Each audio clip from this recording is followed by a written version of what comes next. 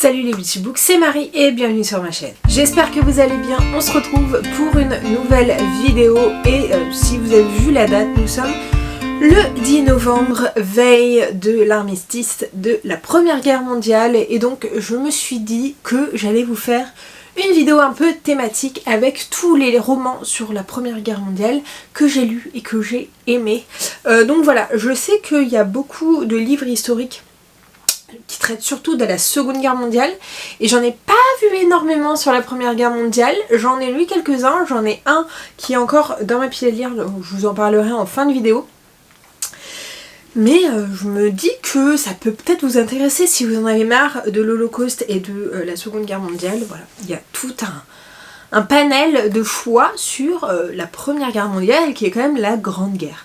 Donc je me suis dit quoi mieux que de cette veille de 11 novembre pour vous faire cette vidéo là. Voilà, c'est assez rare que je vous fasse des vidéos très thématiques en temps et en heure. Donc là je me suis dit pourquoi pas, je vais pas faire plus de blabla puisque on est vendredi, la vidéo sort dimanche, je n'ai pas trop le temps entre les deux, vraiment j'ai pas un gros timing.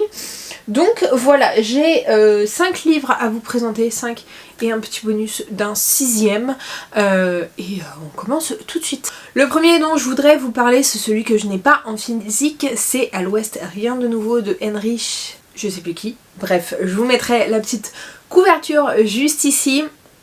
C'est une lecture commune que j'avais fait avec le Discord de Flowfly en début d'année. Puisque voilà, je commençais à suivre pas mal ces lectures communes. J'ai un petit peu dévié rapidement, mais je l'ai écouté en audio et on suit un jeune soldat allemand en fait lors de la Première Guerre mondiale. C'est pas vraiment un roman mais c'est plus un témoignage où on va suivre vraiment le quotidien de cet Allemand, donc les pertes qu'ils ont eues, les différents traumatismes qu'ils ont. C'est pas parce qu'ils sont allemands qu'ils cautionnent aussi tout ce qui se passe et j'ai trouvé ça hyper intéressant. Je sais que ça fait beaucoup de bruit, qu'il y a eu beaucoup de personnes qui ont aimé. Moi j'ai pas forcément aimé le format parce que c'est un témoignage un peu romancé, donc ça peut être quand même assez long et pas dans le... Et puis on avait l'impression que c'était des épisodes sans vraiment d'attache ni rien et voilà, je préfère quand c'est un petit peu plus romancé. Mais si vous voulez avoir les conditions de la Première Guerre mondiale vues en plus du côté soldat allemand, du côté soldat déjà et du côté soldat allemand, on a aussi toutes les permissions qu'ils ont, etc.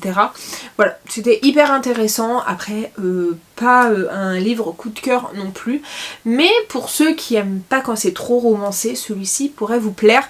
Surtout que l'auteur, je crois que c'est un auteur, a été censuré en Allemagne parce que justement, ça allait pas trop avec l'idéologie allemande et du coup voilà, il a été censuré pendant un moment et voilà, je peux que vous recommander quand même ce roman. C'est un roman à lire et il est assez court, donc franchement vous allez pas le regretter. On part dans la partie un peu plus romancée. Nous avons les éclats de la fratrie Opic de Mélissa Restou qui me faisait hyper envie. Donc c'est une sortie aux éditions Hurlevent et dans cette histoire on va suivre 3 frères et sœurs. Donc il y a Maximilien, Madeleine et Marceau, Marie c'était la mère, qui sont élevés justement juste avec leur père et on va avoir 2 temporalités différentes. La mère est décédée, je sais plus si c'était d'une maladie en couche ou je sais plus, mais on va avoir le point de vue où tout cela,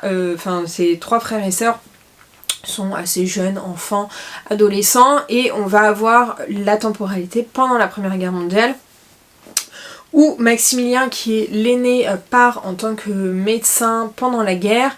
Madeleine est mariée à un homme, a toujours suivi le rôle qu'on lui demandait de suivre, puisque on est dans les années 20, même avant, 1915 pardon, on est entre 1897 et 1915, donc voilà les 2 temporalités différentes. Et du coup en 1915 voilà, elle est mariée, elle doit tenir sa maison, faire attention, être souriante et se taire, regarder toutes les frasques de son mari et ne rien dire, et subir d'un côté la perte, parce que, enfin la perte entre guillemets, parce qu'il y a un de ses frères qui est au front en train d'essayer de sauver le pays. Eux, ils sont à Londres, donc c'est un peu compliqué d'être vraiment impliqué dans cette guerre.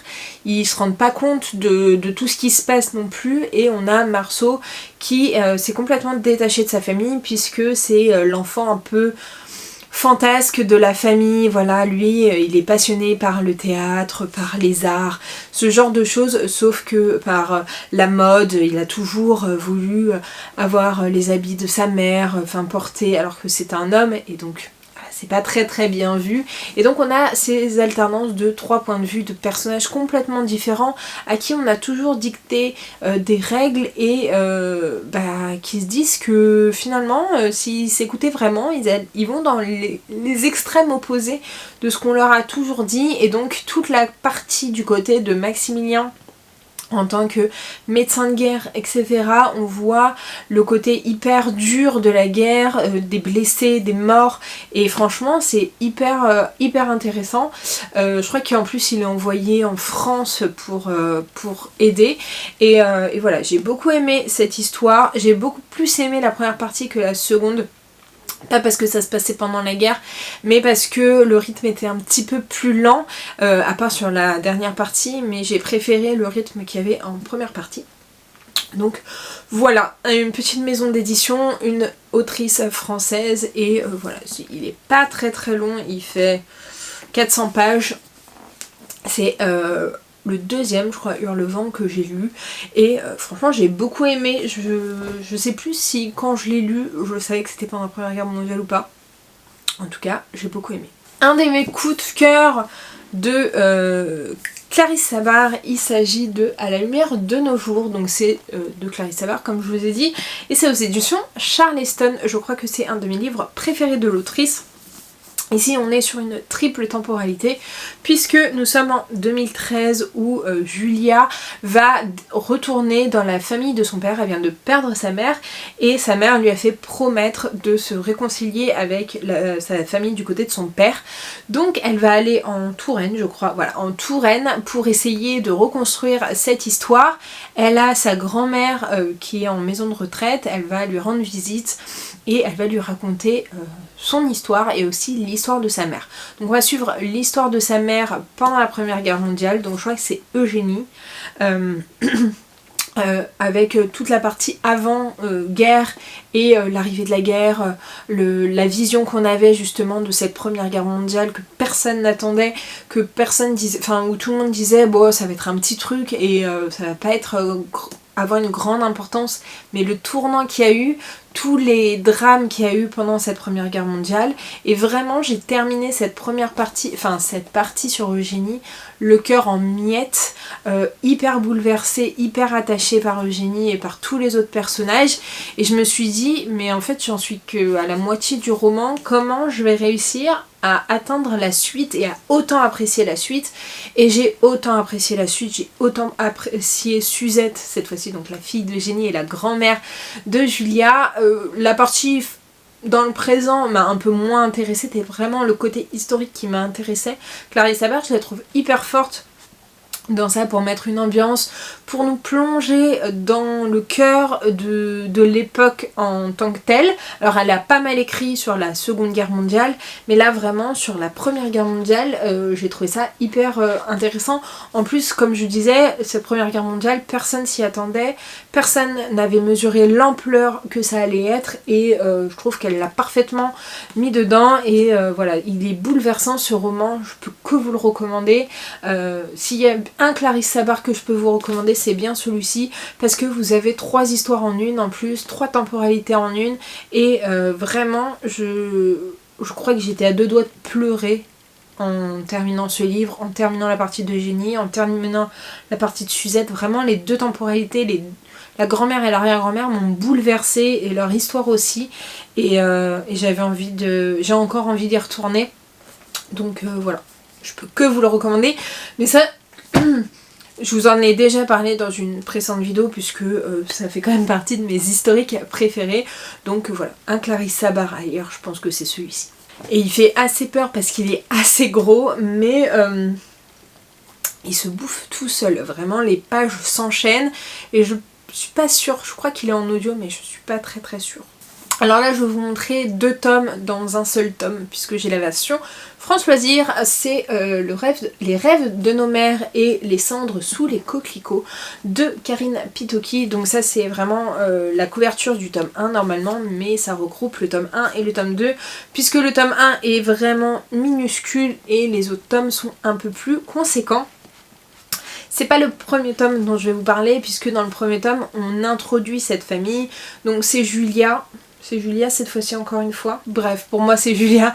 On suit Julia qui vient de perdre son mari, son mari était issu d'une famille assez noble, donc elle hérite de toutes ses noblesses et donc elle a comme un gros deuil. En plus elle apprend qu'elle est enceinte et elle va devoir mener à bien sa grossesse et d'un autre point de vue on va avoir une ancienne employée justement de Julia qui va devoir partir d'un homme de son mari violent et elle va se tourner vers la famille, je me souviens plus leur nom de famille mais je crois que le jeune homme c'est Will et en fait il s'avère que Will et Julia étaient des amours d'enfance, ils vont se retrouver et voilà, il va y avoir toute une petite histoire dessus. De toute façon comme je vous dis c'est vraiment un tome très introductif le premier et nous avons tout le second tome qui se déroule justement pendant la Première Guerre mondiale. Encore une fois,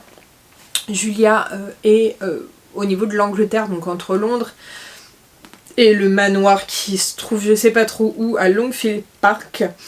Mais bon, je pense que c'est dans la campagne un peu anglaise. Et Will va être envoyé au front avec le mari de sa cousine également.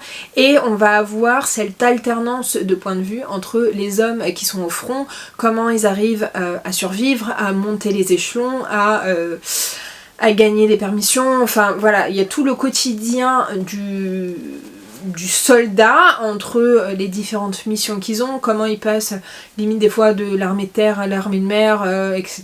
Enfin de l'air.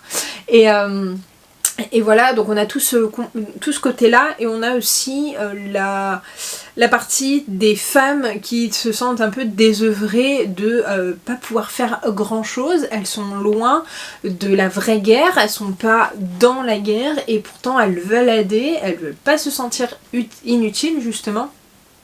Et on va voir tout ce qu'elles vont pouvoir mettre en place pour pouvoir aider à leur façon et franchement j'ai adoré. Ils sont encore une fois en audio, il y a 3 tomes pour l'instant sur cette saga, il y a un 4e qui est en train d'être en écriture, je suis pas sûre qu'il sorte chez Charleston, je ne sais pas vers où il va sortir mais j'ai trop hâte de d'avoir la suite.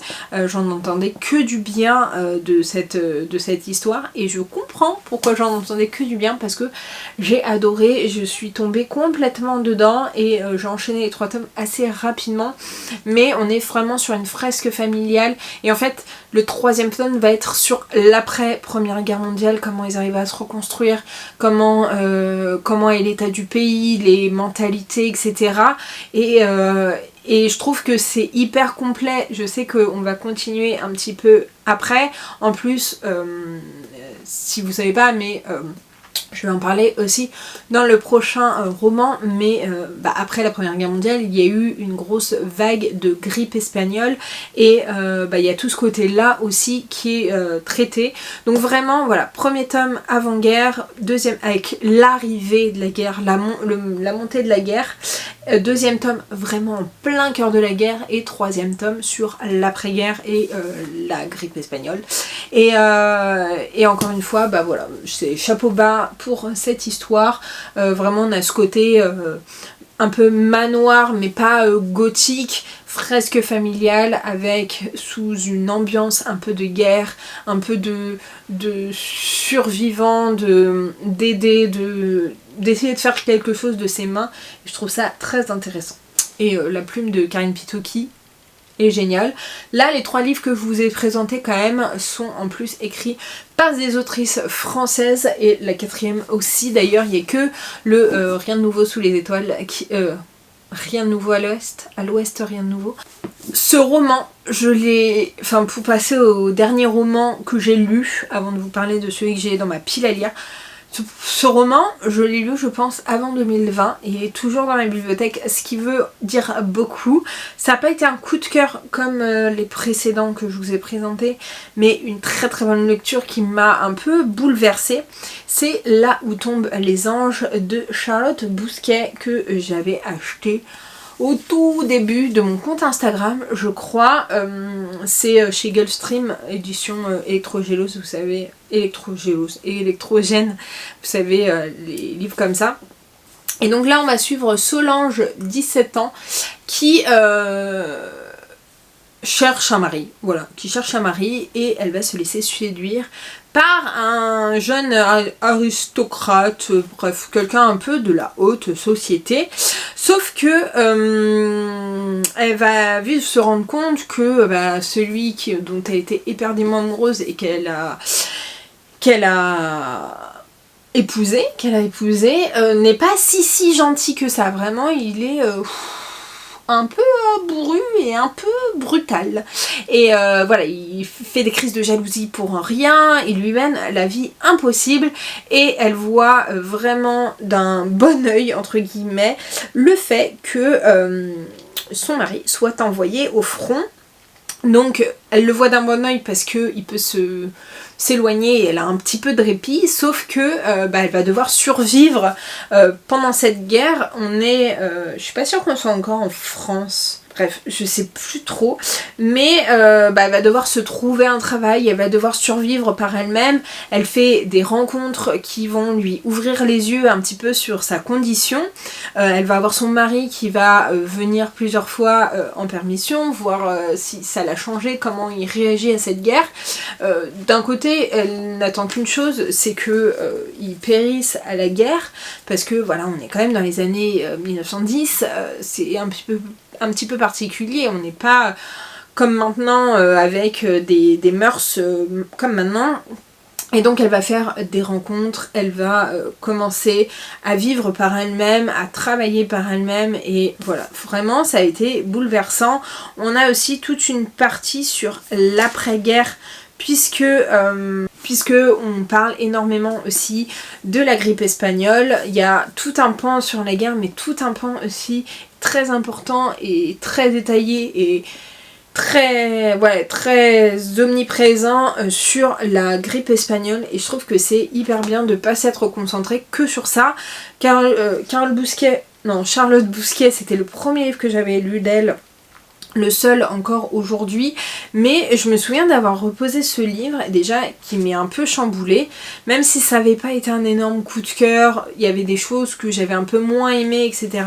Je regrette pas une seule seconde de l'avoir lu, je l'ai encore, c'est pour vous prouver qu'il m'a quand même chamboulé, et j'avais très envie de lire d'autres romans d'elle. Du coup voilà, aujourd'hui c'est toujours pas fait. En tout cas, moi j'en ai pas énormément entendu parler de ce livre, donc c'est pour ça que je vous en parle, et c'est un peu pour ça aussi que j'avais envie de faire cette vidéo, parce que j'avais envie de vous parler, parce que je suis pas sûre de vous en avoir parlé en vidéo, ou alors au tout début de ma chaîne, donc c'était il y a un petit moment. Mais voilà, Charlotte Bousquet, si vous connaissez un autre livre de Charlotte Bousquet que vous avez adoré, n'hésitez pas à me donner le titre. Mais si vous avez jamais lu Là où tombent les anges, je vous le recommande, parce qu'on a vraiment cette ambiance un peu sombre, un peu sale, un peu particulière. On a vraiment cette ambiance de guerre mondiale, de guerre pesante, de tickets, de rations, etc. Et franchement c'était vraiment chapeau, parce que ouais, c'était beau, vraiment c'était beau.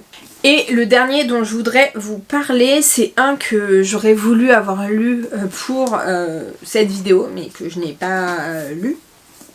Il s'agit d'Un parfum de rose et d'oubli de Martha Hall Kelly, qui n'est autre que la suite des lilas ne refleurissent qu'après un hiver rigoureux. Alors la suite, oui et non, c'est-à-dire que c'est dans la même saga, puisque on va suivre des femmes de la famille Feriday Le premier tome était sur la Seconde Guerre mondiale et ici nous sommes sur la Première Guerre mondiale. Donc c'est pas vraiment une suite puisqu'on est avant. Donc je pense qu'on peut parler de la mère ou de la grand-mère ou quelqu'un en tout cas de la famille de notre ancien personnage Faraday. Ici je vais vous dire à peu près le résumé parce que je l'ai pas lu. Mais en tout cas j'avais adoré les lilas ne refleurissent qu'après un hiver rigoureux. On suivait 3 points de vue différents. Là je pense que c'est à peu près la même chose mais sous les traits justement de la Première Guerre mondiale et j'avais beaucoup aimé d'avoir 3 points de vue différents de chaque côté du clan, d'avoir les interactions qu'elles avaient l'une avec l'autre, les aides qu'elles s'apportaient, etc. Et franchement ça avait été un énorme coup de cœur, un beau coup de cœur. Et celui-ci j'ai trop hâte de pouvoir le lire, je pense que début d'année il sera lu. Donc là on est en 1914, si l'ombre noire de la guerre se déploie sur la vieille Europe, c'est une autre menace rouge, celle-ci qui guette la Sainte Russie. Dans le tourbillon révolutionnaire qui bientôt s'empare de Saint-Pétersbourg, 3 femmes s'apprêtent à vivre les heures les plus tragiques de leur existence. Sophia, l'aristocrate dépouillée de tout et jetée dans les rues de l'exil, Elisa, l'américaine philanthrope sans nouvelles de ses amis russes, Varinka, la paysanne au cœur lourd d'espoir et de contradictions. Entre ces 3 femmes, un seul combat compte vraiment. Il s'appelle Max et c'est un enfant. J'ai envie de pleurer. Voilà. Cette dernière phrase m'a un peu bouleversée.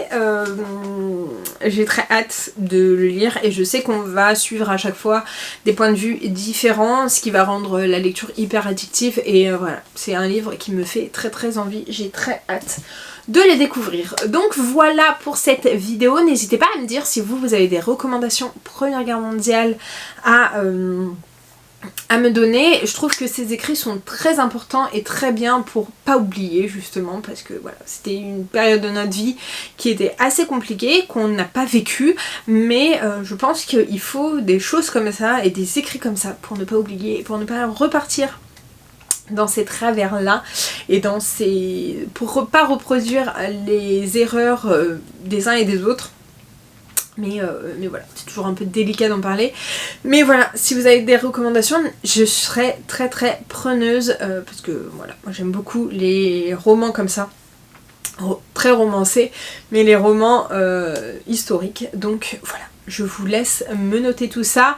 Si vous êtes un peu timide, n'hésitez pas à me mettre un petit emoji, je ne sais pas lequel est le plus approprié à la guerre, mais à me mettre un petit emoji, voilà, ça me fera très plaisir. Comme d'habitude, n'hésitez pas à liker la vidéo, à la commenter et à vous abonner. Je vous mets juste ici pour vous abonner, ici ma dernière vidéo, et en attendant une prochaine vidéo, je vous fais de très gros bisous, et je vous dis à très bientôt. Ciao!